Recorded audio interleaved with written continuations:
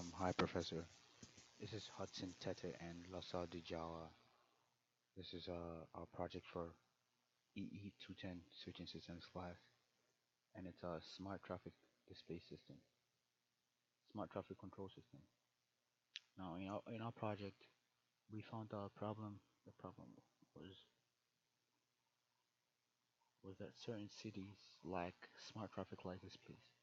In most of the mountain city, there's a huge problem with traffic lights. Most of them rely on outdated timing sequences which do not take into account the traffic flow on the entire road network as a whole. Now, to solve this problem, we came up with a cheap and easy traffic control system. Now, traffic control system has four states: state one, state two, state three, state four. But I'll go straight to demonstrating how it works because I'll send you the file, the paper of the project. Now, the project consists of three parts. The first part is this part, which is the actual traffic light, which is the red, yellow, green control.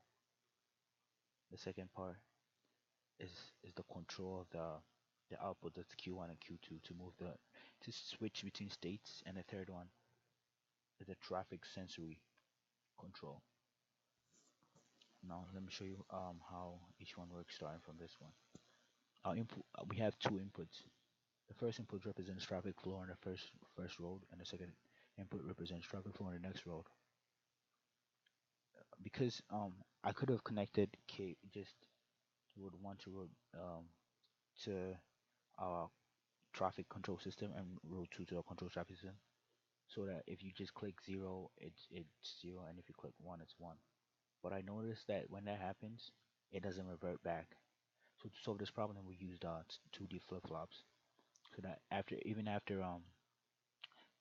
the sensor picks up 1 0, after a time it resets back to 0 0, and then rechecks the inputs to see if the traffic flow is still uneven, so we can solve that problem. Now let me just run the simulation so you can see it yourself. And let's start everything from 0 0.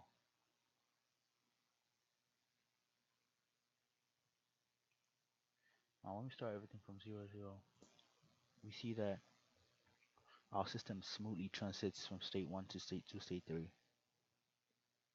state 1, state 2, and then state 3, and then it changes. If there's any lag, is because the software is a bit heavier for my PC, so it's, but yeah, it doesn't give anything precedence. It just moves through states 0 0, 0 1,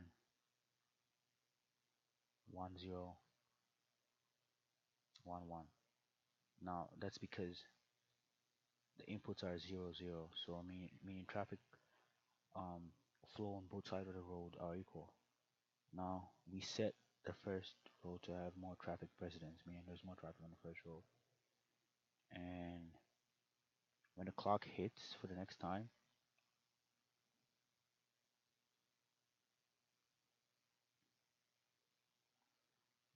this picks up that this over here, right here, picks up that there's more traffic on the first one, and then relays it to the rest of the system. Now, because we set road one, so the green light in road one, that's a traffic one's green light, should be given more precedence, and we see that it's stuck in 1 1 before it changes. But um, well, let's see, when it gets back to when the clock sets, it picks up that there's no traffic in road one, and then the green light is more stuck here because there's more traffic in the one, so it's not changing for the time being. It stays longer there, as you can see, it's stuck in 1 0 until the clock hits for this one again, and then hits 0, and then goes back to check. So it will allow it to move, and then when the clock sets again, it will go back and check what the inputs are, and the inputs are still 1 0. The green light in road traffic one is given more precedence, so I mean there's more time for the green light in road one, so more cars can move on road one.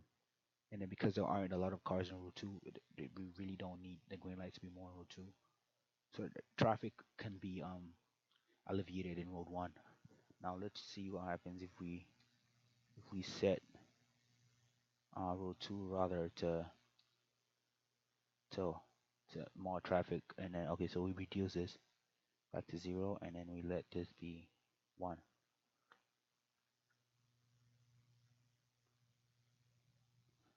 As you notice, it picks up that row 2 has more traffic, and so it's stuck in 0 1. Okay, the clock has set, that's why. So when the clock resets, it picks up 1 0, and immediately when it goes back to row 2,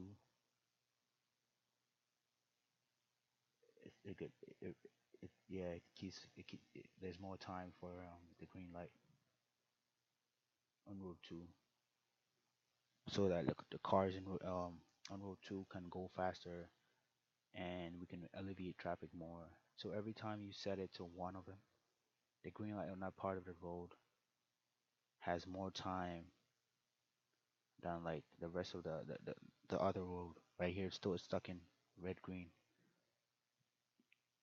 Okay, yeah, it notices back and then it converts.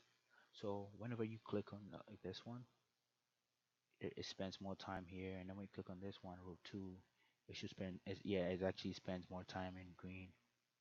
And then when the clock hits and goes back to 0 0, as the clock hasn't hit yet, so it's still there's still more time for traffic 2 to be green. And you can see it's spending ouch, a way longer time in traffic 2. But now the clock is set, so it's going back to check. So yeah, it works as created, and I used Proteus as opposed to Multisim, because Proteus is a bit harder, because I had to um, learn everything on Proteus again, and it was fun and a nice project. I hope I get an A for it. Thank you. Thank you.